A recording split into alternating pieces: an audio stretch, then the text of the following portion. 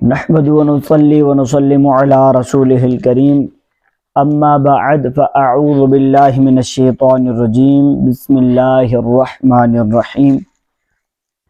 آج ہم قرآن پاک کی تفسیر شروع کریں گے، تو سورہ فاتحہ سے ہم اس کی تفسیر کو شروع کرتے ہیں۔ سب سے پہلے قرآن مجید کی آیت مبارکہ سورہ فاتحہ آیت نمبر 1، قرآن پاک میں اللہ فرماتا ہے الحمدللہ رب العالمین، سب تعریفیں اللہ کے لیے ہیں جو تمام جہان والوں کا پالنے والا ہے۔ یعنی ہر طرح کی حمد اور تعریف کا مستحق اللہ ہے، کیونکہ اللہ پاک کمال کی تمام صفات کا جامع ہے۔ حمد کا معنی ہے کسی کی اختیاری خوبیوں کی بنا پر اس کی تعریف کرنا، اور شکر کی تعریف یہ ہے کہ کسی کے احسان کے مقابلے میں زبان، دل یا اعضاء سے اس کی تعظیم کرنا۔ اور ہم چونکہ اللہ کی حمد عام طور پر اس کے احسانات کے پیش نظر کرتے ہیں، اس لیے ہماری یہ حمد شکر بھی ہوتی ہے۔ حدیث مبارکہ میں حمد و ثنا بیان کرنے کے بہت سے فضائل بیان کیے گئے ہیں۔ یہاں سب سے پہلے حضرت انس بن مالک رضی اللہ تعالیٰ عنہ سے روایت ہے کہ نبی اکرم صلی اللہ علیہ وآلہ وسلم کا فرمان ہے کہ اللہ پاک بندے کی اس بات سے خوش ہوتا ہے کہ وہ کچھ کھائے تو اللہ کی حمد کرے اور کچھ پیے تو اللہ کی حمد کرے۔ اب دوسری روایت حضرت جابر بن عبداللہ رضی اللہ عنہ سے روایت ہے کہ میرے آقا کریم صلی اللہ علیہ وآلہ وسلم نے فرمایا، سب سے افضل ذکر لا الہ الا اللہ ہے، اور سب سے افضل دعا الحمدللہ ہے۔ اب تیسری روایت حضرت انس بن مالک رضی اللہ عنہ سے روایت ہے کہ حضور نبی کریم صلی اللہ علیہ وآلہ وسلم نے فرمایا، جب اللہ پاک اپنے بندے پر کوئی نعمت نازل فرماتا ہے اور وہ نعمت ملنے پر الحمدللہ کہتا ہے، تو یہ حمد اللہ کے نزدیک اس دی گئی نعمت سے زیادہ افضل ہے۔ اب خطبے میں حمد واجب، کھانے کے بعد حمد کرنا مستحب، چھینک آنے کے بعد سنت، حرام کام کے بعد حرام، اور بعض صورتوں میں کفر ہے۔ للہ یعنی اللہ کے لیے۔ اللہ اس ذات اعلیٰ کا عظمت والا نام ہے جو تمام کمال والی صفتوں کی جامع ہے، اور بعض مفسرین نے اس لفظ کے معنی بھی بیان کیے ہیں، جیسے اس کا ایک معنی ہے عبادت کا مستحق، دوسرا معنی ہے وہ ذات جس کی معرفت میں عقلیں حیران ہیں، تیسرا معنی ہے وہ ذات جس کی بارگاہ میں سکون حاصل ہوتا ہے، اور چوتھا معنی ہے وہ ذات کے مصیبت کے وقت جس کی پناہ تلاش کی جائے۔ رب العالمین جو سارے جہان والوں کا مالک ہے۔ لفظ رب کے کئی معنی ہیں، جیسے سید، مالک، معبود، ثابت، مصلح، اور بتدریج مرتبہ کمال تک پہنچانے والا۔ اور اللہ پاک کے علاوہ ہر موجود چیز کو عالم کہتے ہیں، اور اس میں تمام مخلوقات داخل ہیں۔ اب سورہ فاتحہ آیت نمبر 2، اللہ پاک فرماتا ہے الرحمن الرحیم، بہت مہربان رحمت والا۔ الرحمن، رحیم اور رحمان اللہ پاک کے دو صفاتی نام ہیں۔ رحمان کا معنی ہے نعمتیں عطا کرنے والی وہ ذات جو بہت زیادہ رحمت فرمائے، اور رحیم کا معنی ہے بہت رحمت فرمانے والا۔ یاد رہے کہ حقیقی طور پر نعمت عطا فرمانے والی ذات اللہ پاک کی ہے، کہ وہی تنہا ذات ہے جو اپنی رحمت کا بدلہ طلب نہیں فرماتی۔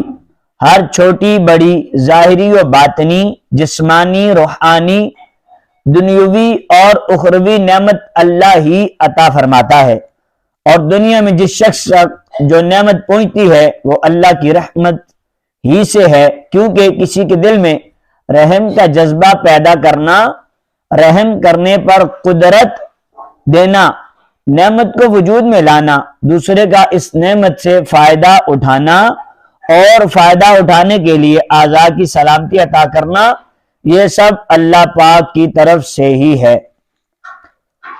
ابو عبداللہ محمد بن احمد قرطبی رحمۃ اللہ تعالی علیہ فرماتے ہیں کہ اللہ پاک نے رب العالمین کے بعد اپنے دو اوصاف رحمان اور رحیم بیان فرمائے۔ اس کی وجہ یہ ہے کہ جب اللہ پاک نے فرمایا کہ وہ رب العالمین ہے، تو اس سے سننے اور پڑھنے والے کے دل میں اللہ کی عظمت کی وجہ سے اس کا خوف پیدا ہوا، تو اس کے ساتھ ہی اللہ پاک کے دو اوصاف رحمان اور رحیم ذکر کر دیے گئے، جن کے ضمن میں اللہ کی اطاعت کرنے کی ترغیب ہے۔ یوں ترغیب اور ترغیب دونوں کا بیان ہو گیا، تاکہ بندہ اللہ پاک کی اطاعت کرنے کی طرف اچھی طرح راغب ہو اور اس کی نافرمانی کرنے سے رکنے کی خوب کوشش کرے۔ قرآن مجید میں اور مقامات پر اللہ پاک کی رحمت اور اس کے عذاب دونوں کو واضح طور پر ایک ساتھ ذکر کیا گیا ہے۔ چنانچہ اللہ پاک ارشاد فرماتا ہے، نبئ عبادی انی انا الغفور الرحیم وان عذابی هو العذاب العلیم۔ میرے بندوں کو خبر کر دو کہ بے شک میں ہی بخشنے والا مہربان ہوں اور بے شک میرا ہی عذاب دردناک عذاب ہے۔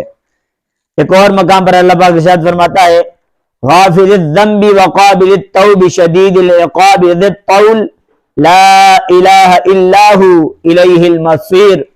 گناہ بخشنے والا اور توبہ قبول کرنے والا، سخت عذاب دینے والا، بڑے انعام عطا فرمانے والا ہے، اس کے سوا کوئی معبود نہیں، اسی کی طرف پھرنا ہے۔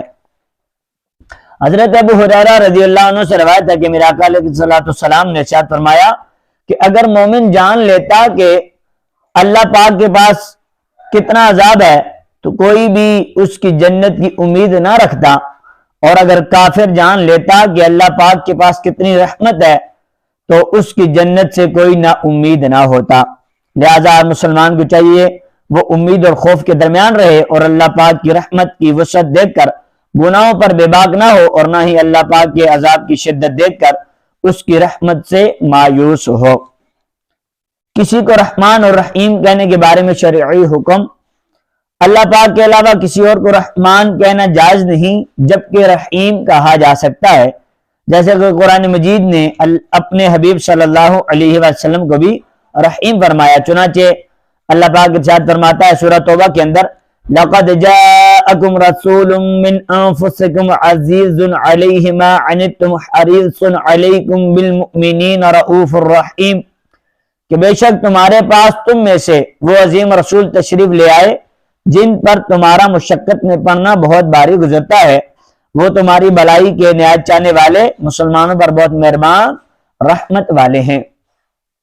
مالک یوم الدین، اب یہ سورہ فاتحہ کی آیت نمبر 3 ہے، یعنی کہ جزا کے دن کا مالک۔ جزا کے دن سے مراد قیامت کا دن ہے کہ اس دن نیک اعمال کرنے والے مسلمانوں کو ثواب ملے گا اور گناہگاروں اور کافروں کو سزا ملے گی، جبکہ مالک اسے کہتے ہیں جو اپنی ملکیت میں موجود چیزوں میں سے جسے چاہے تصرف کرے، جیسے چاہے تصرف کرے۔ اللہ پاک اگرچہ دنیا آخرت دونوں کا مالک ہے، لیکن یہاں قیامت کے دن کو بطور خاص اس لیے ذکر کیا تاکہ اس دن کی اہمیت دل میں بیٹھے۔ نیز دنیا کے مقابلے میں آخرت میں اللہ پاک کے مالک ہونے کا ظہور زیادہ ہوگا، کیونکہ اس دن کسی کے پاس ظاہری سلطنت بھی نہ ہوگی جو اللہ نے دنیا میں لوگوں کو عطا فرمائی تھی، اس لیے یہاں خاص طور پر قیامت کے دن کی ملکیت کا ذکر کیا گیا۔ تو ناظرین، یہ تھا قرآن پاک کی سورہ فاتحہ کی 3 آیات کا ترجمہ تفسیر جو آپ کے سامنے بیان کیا۔ انشاءاللہ کل اگلی ویڈیوز میں یہ اس سے اگلی جو آیات ہیں ان کا ترجمہ تفسیر پیش کیا جائے گا۔ تو آپ سے عرض ہے کہ اس قرآن کے ترجمے کو بھی سنیں اور ساتھ ساتھ اس کی تفسیر کو بھی سنیں، تاکہ پتہ چلے کہ رب کریم نے اپنے کلام اللہ یعنی قرآن پاک کے اندر ہمارے لیے کیا رہنمائی فرمائی ہے۔ اللہ پاک عمل کرنے کی توفیق عطا فرمائے۔